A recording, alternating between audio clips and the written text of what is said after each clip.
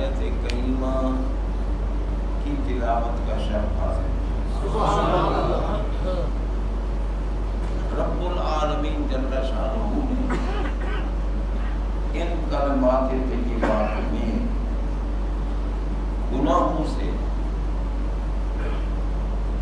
بخشش حاصل کرنے کا طریقہ ارشاد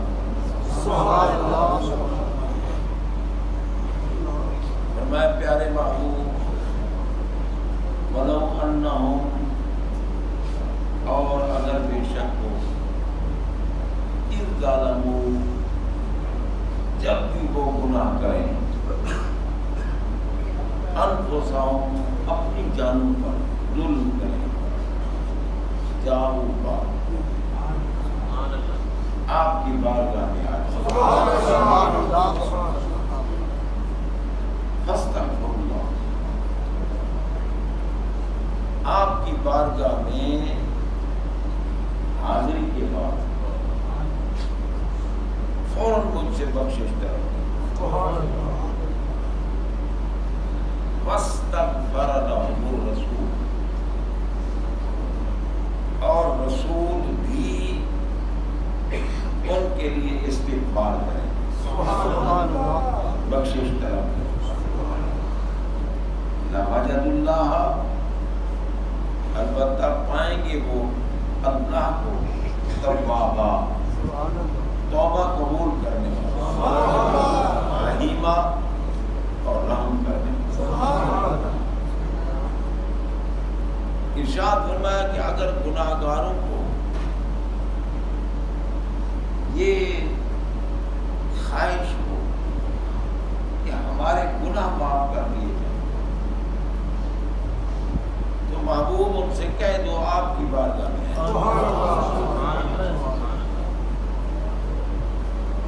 لوگ کہتے ہیں کہ جی یہ جو حکم ہے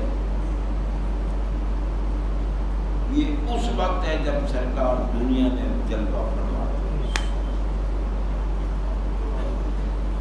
اس وقت کے لیے یہ حکم ہے اور اب نہیں. اللہ تعالیٰ نے تو کہہ نہیں دیتا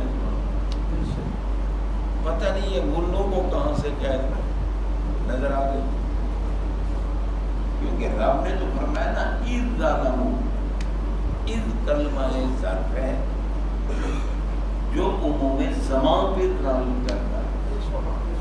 معنی کیا ہے جس زمانے میں بھی گناہ زمانہ اب موجود ہے یا نہیں فرمایا جب بھی یہ گناہ کریں اس کا عموم بتاتا ہے کہ یہ جو کہتے ہیں کہ دنیا میں بیٹھے تھے تو تب یہ جھوٹ بولتے ہیں. اللہ فرماتا ہے میرا محبوب کیا معاذ اللہ ختم ہو گئے ہیں جو آپ نے کلمہ انہی کا پڑھتے ہو محمد رسول اللہ. کیا معنی ہے محمد رسول اللہ؟ محمد اللہ کے رسول ہیں. رسالت ہے رسول چلے گئے. اسی لیے پہلے یہ جو لوگ ہیں نا یہ نعرہ لگاتے تھے اب بھی لگاتے ہیں وہ لوگ جو سرکار کے حاضر ناظر کی قائل نہیں جو کہتے ہیں کہ ان کو معاذ اللہ پتہ ہی نہیں کہ کیا ہو رہا ہے. وہ لوگ نعرہ لگاتے نا وہ کہتے تھے تاج و تخت ختم نبوت تاج و تخت ختم نبوت. تاج بھی زندہ جواب ملتا تھا زندہ باد. تاج بھی زندہ تخت بھی زندہ. نہ تاج والا ہے نہ تخت والا ہے. بھئی تاج والا بھی نہیں تخت والا بھی نہیں تو زندہ کا کیا ہوگا؟ رسالت سرکار کی ہے. بے شک انا خاتم النبیین. بے شک میں نبیوں کے سلسلے کو ختم کرنے والا. تو بھائی جب نبی آنا ہی کوئی نہیں سرکار کے بعد، تو جن کی نبوت ہے، رسالت ہے، انہی کا قانون ہے، انہی کا حکم ہے، تو بتاؤ رسالت ہے اور رسول نہیں؟ ہمارے آقا علیہ الصلوۃ والسلام کے نکاح میں جو بیویاں آئیں، سرکار کے پردہ فرمانے کے بعد ان کو اجازت نہیں ہے نکاح کرنے کی، کسی سے نکاح کرنے کی اجازت نہیں.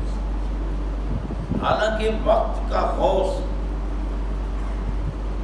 اور یہ غوث کتب ابدال تو بات کی بات ہے، صحابی اگر فوت ہو جائے جو کل غوثوں سے افضل ہوتا ہے، تو اس کی بیوہ سے نکاح جائز ہے. صحابہ کی بیوہ ہو، تابعین کی بیوہ ہو، تبع تابعین کی بیوہ ہو، مجتہدین کی بیوہ ہو، اغواث و اقطاب و ابدال و نجبا و نقبا کی بیوہ ہو، نکاح کر سکتی.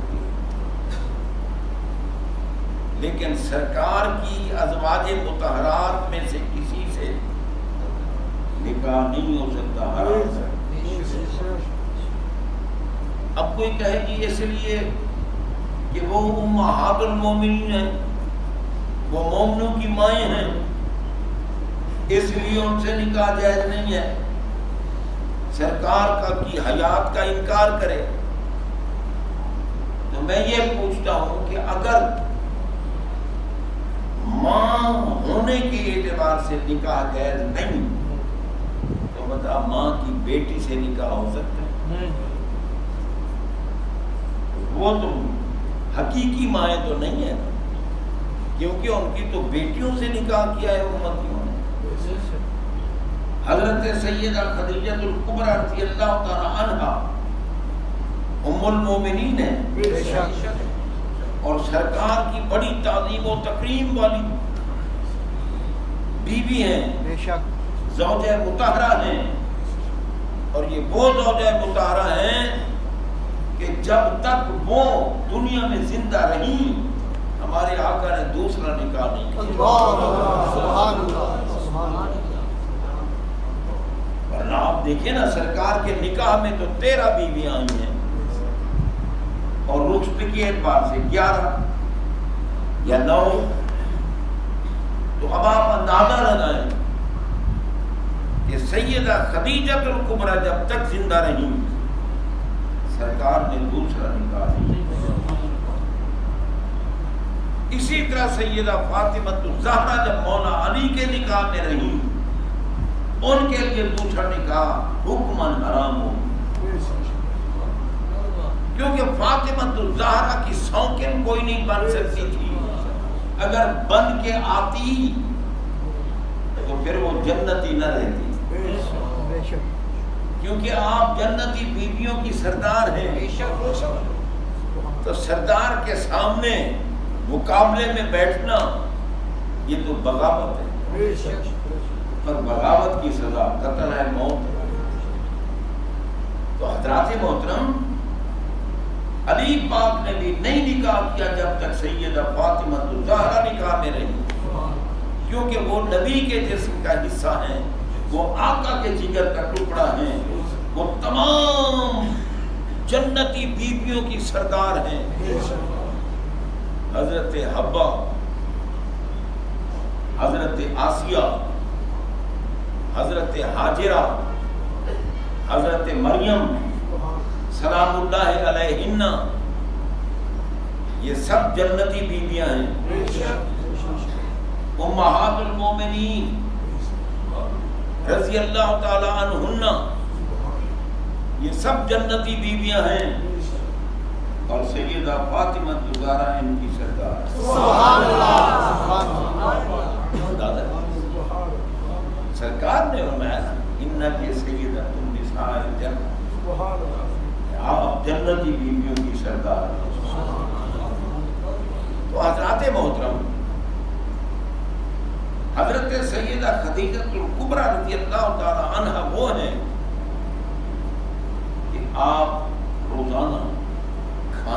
پار کر غار ہیرا میں پہنچی.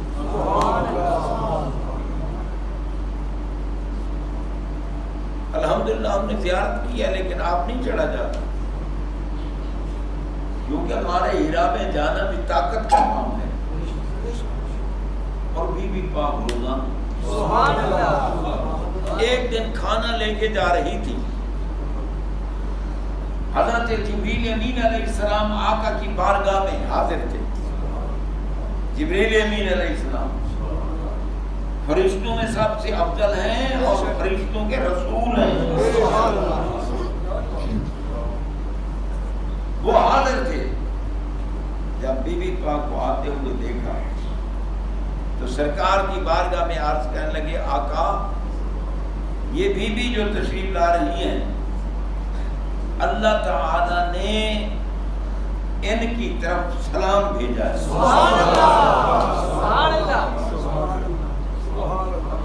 اور اللہ نے فرمایا ہے کہ ان کو بتا دو ہم نے تمہارے لیے جنت میں خولدار موتیوں کا محل تیار کر رکھا ہے جس میں نہ شور ہوگا نہ شغب ہوگا, سکون ہی سکون. رب کا سلام دیا ہے. اور جبریل عرض کرتے ہیں سرکار میرا بھی سلام پیش کر. جنت کے محل کی خوشخبری دی. اور پھر بھی ایک دن حضرت سیدہ خدیجہ الکبریٰ رضی اللہ تعالی عنہا جو جناب یقیناً جنتی ہیں لیکن حضرت سیدہ فاطمہ الزہرا سلام اللہ علیہا کی اماں ہیں, ایک دن ان سے کہنے لگی کہ اپنے بابا سے آپ کہہ دیں کہ یہ جو چادر سرکار اپنے اوپر لیتی ہیں نا مجھے موت آئے تو میرے کفن میں یہ چادر دے دے میرے کفن میں, کیونکہ تاکہ میں قبر میں محفوظ رہوں.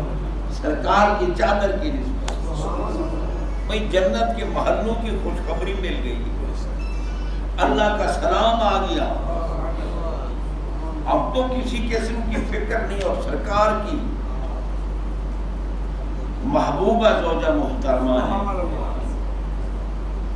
لیکن اندازہ لگاؤ پھر بھی قبر کے انتظام ہو رہا ہے.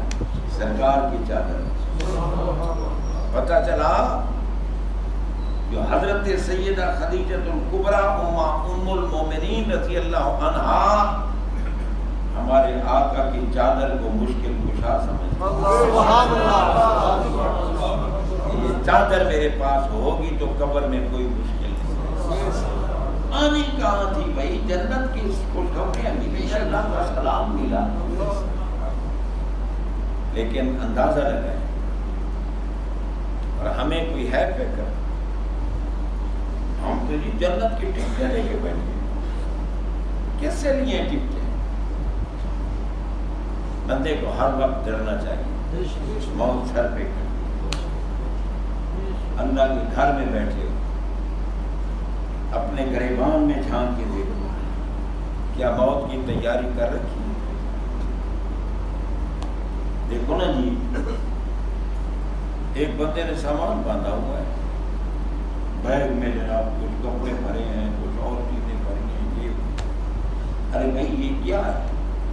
جناب میں کراچی جا رہا ہوں, یہ ذاتی راہ ہے, سفر میں یہ چیزیں کام آئیں گی اور وہاں بھی میں 2-4 دن رہوں گا تو کپڑے شپڑے بھی کام آئیں گے.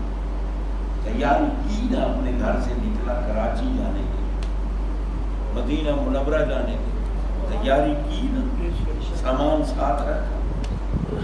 ایمان سے بتائیں قبر کے لیے کون سا سامان بات رکھا؟ قبر میں بھی تو آخر سامان ہونا چاہیے. سفر کر رہے ہیں پھر تو واپس ادھر آنا ہی نہیں, سامان ہونا چاہیے. اور قبر کے لیے کیا سامان ہے؟ یہ جو ملا کہتے ہیں نا جی بس نماز پڑھو, روزہ رکھو, حج کرو, زکات دو, یہ نیک عمل کرو, قرآن کی تلاوت کرو, سبحان اللہ, بڑی اعلیٰ نعمتیں اور عبادتیں ہیں، بہت اعلیٰ ہیں، لیکن قبر میں یہ تو نہیں پوچھی جائے گا۔ قبر میں نہ نماز پوچھی جائے گی، نہ روزہ پوچھا جائے گا، نہ حج، نہ زکوٰۃ، نہ نوافل، نہ تلاوت۔ قبر میں اعمال کا سوال نہیں ہوگا۔ قبر میں اگر نجات پانی ہے، قبر کا سامان بنا کے جاؤ۔ قبر کا سامان کیا ہے؟ مدینے والے آقا کی محبت کا نور سے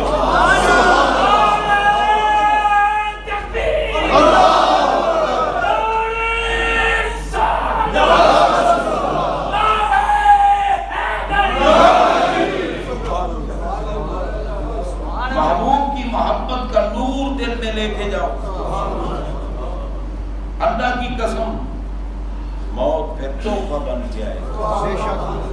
ہمارے آقا فرماتے ہیں تحفۃ المومن الموت، موت مومن کے لیے تحفہ ہے۔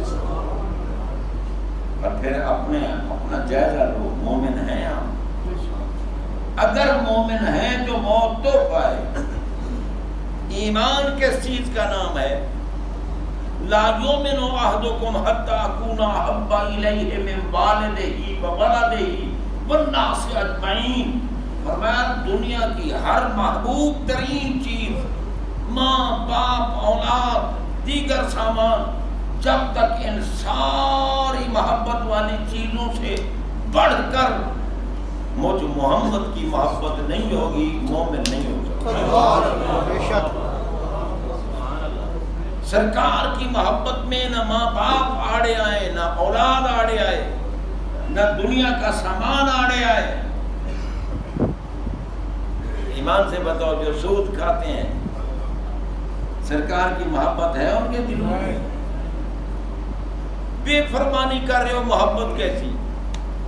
بابا محبوب کے لیے تو بندہ ہر وقت ایسے رہتا ہے جیسے پل صراط سے گزر رہا ہو، کہیں محبوب ناراض نہ ہو جائے، کہیں محبوب کو کوئی تکلیف نہ پہنچے۔ ہمارے آقا اللہ کی قسم رنجیدہ ہو جاتے ہیں جب کوئی کلمہ پڑھنے والا نماز نہیں پڑھتا، جھوٹ بولتا ہے، روزہ نہیں رکھتا، جو اعمال فرض ہیں نہیں ادا کرتا۔ ہمارے آقا کو دکھ پہنچتا ہے۔ عزیز علیہ ما عنتم، قرآن کہتا ہے ہر وہ چیز جو تیرے لیے باعث تکلیف ہو، محبوب کر گرا گزرتے وہ نہیں برداشت۔ یہ محبت ہے محبوب کے ساتھ۔ نماز نہ پڑھنا، جھوٹ بولنا، حرام کھانا، لوٹ مار کرنا۔ بابا سرکار کے ساتھ محبت ہے تو پھر مال سے بھی زیادہ محبت ہو، اولاد سے بھی زیادہ محبت ہو، ماں باپ سے بھی زیادہ محبت ہو۔ جب تک سب سے زیادہ محبت محبوب کے ساتھ نہیں، ایمان نہیں۔ ایمان لے کے قبر میں جاؤ۔ اگر ایمان کی دولت ہے، بعض لوگ بکواس کرتے ہیں کہ جناب ان مولویوں نے ہی بس یہ فرقہ واریت بنا رکھی ہے۔ یار تو اتنا بھی عقل نہیں ہے، تو اتنا پاگل اور مالی خولیا کا مریض ہو گیا؟ کوئی صحابہ کے خلاف بھونکے، اس کا جو مقالہ کرے، تردید کرے، یہ فرقہ واریت ہے؟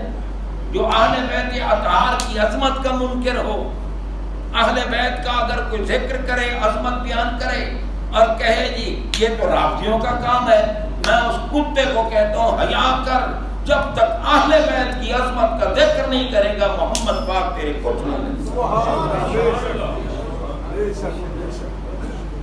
ہمارے گھر والوں سے کوئی پیار کرے تو ہمیں وہ اچھا لگتا ہے، اور نبی کے گھر والوں سے پیار کرنا رافضیت ہے۔ حیا کرو، اپنی زبانوں کو لگام دو۔ تمہیں کس نے بنایا ہے سنیت کا سرٹیفکیٹ دینے والا؟ حضرات محترم، سرکار کی محبت، اگلے میرے نبی کی گلی کے کتوں پہ قربان ہو۔ تم نبی کا خون جن میں ہے، ان کی عظمت کی بات کرو، اور ملا آج کل چڑھتے ہیں یہ رافضیوں کا کام ہے۔